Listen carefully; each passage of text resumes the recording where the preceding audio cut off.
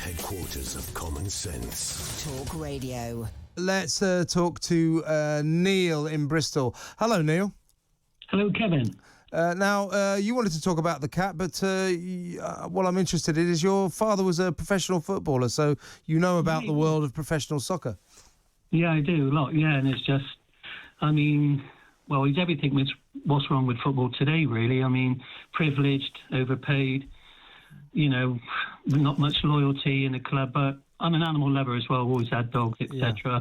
And to see what he'd done on that video clip is just laughing like a big kid, really, and it just leaves such a bad taste in your mouth. But I mean, every sort of other week it seems to be there's a football story, like allegations, charges, and the attitude. And you know, when Dad used to play, he was just such a down-to-earth man and just never booked or sent off and played for the love of the game. Who did he play for, Neil?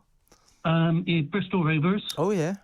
He was there about 16 years. He played a tiny bit for Northampton, Swindon, but what was his name? Bobby Jones. I probably remember him. Yeah, but I mean, from a different age. Obviously, a loyal club man, a decent man off the pitch. I mean, I just think clubs like West Ham, they should pay more attention to the kind of human beings they're employing as footballers. If they behave like this off the pitch, in my view, they don't deserve to be on the pitch.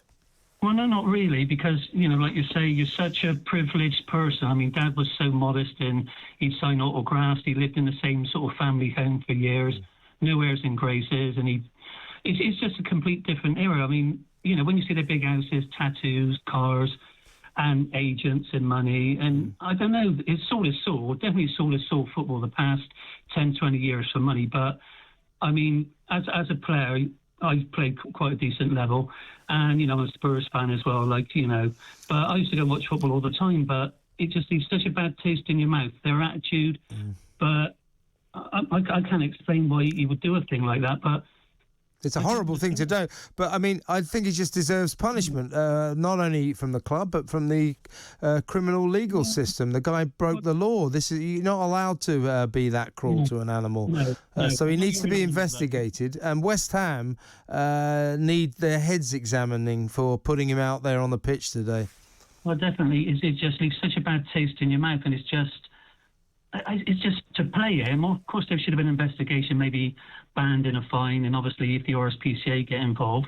But I always think if a person could do that to an animal, you know, you could do it to a human. Like there's still a miss in there to do that to an animal. I've always had animals, treat them with respect and love, you know, but to do that. I just can't get my head around it, but people are like that, and you're quite right, Neil.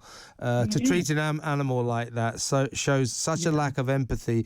It tends to indicate that a person is a psychopath. Well, it leaves, well, you know, but it just... I think they've got too much money and time on their hands, Kevin, really. And there's a lot but you know, having a lot of money and a lot of time on your hand, it doesn't necessarily have to make you a terrible human being. There's something else wrong with Mr. Kurt Zouma, but who knows what awaits him in the months or the weeks to come, because I think there will be a criminal investigation, and he deserves at the very least that. Neil, great call. Good talk. Hot talk. Bold talk. Talk radio. Listen on your smart speaker. Watch it live on your smart TV. The world headquarters of common sense. Talk Radio.